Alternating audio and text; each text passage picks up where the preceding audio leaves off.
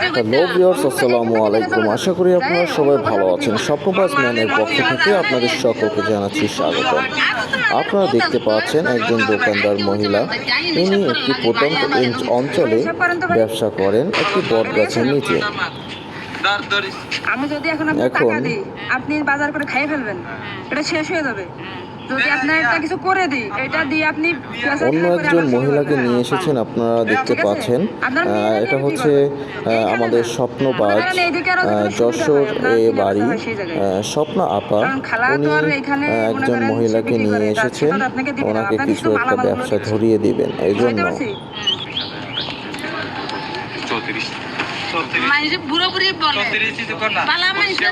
ভাই কি পানিগুলো গুনে দিচ্ছে, কতগুলো পানি আছে।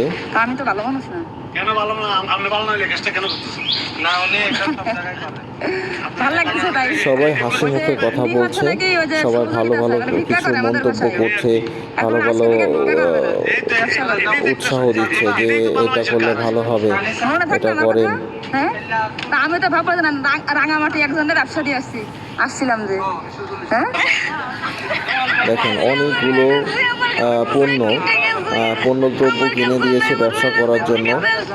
সেই মানে সুখের কষ্টে এত মানে উনি কান্না করে দিয়েছে, আর কিছু বলার ভাষা নাই। আপনারা সবাই দোয়া করবেন এবং আপনাদের আশেপাশে যারা গরিব আছে সবাইকে সহায়তা করার জন্য চেষ্টা করবেন।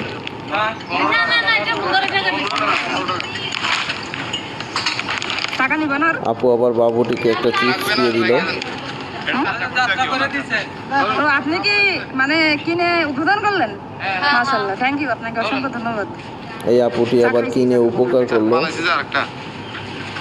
খালা, মনে করেন আপনার ব্যবসার শুরু হলো, কয় টাকা বিক্রি হয়েছে? দোকানদার ভাই চা খেতে দিল। মানে আপনি 80 টাকা বিক্রি করে ফেলেছেন অলরেডি? বাহ, দারুণ। কয় টাকা এটা? 30 টাকা।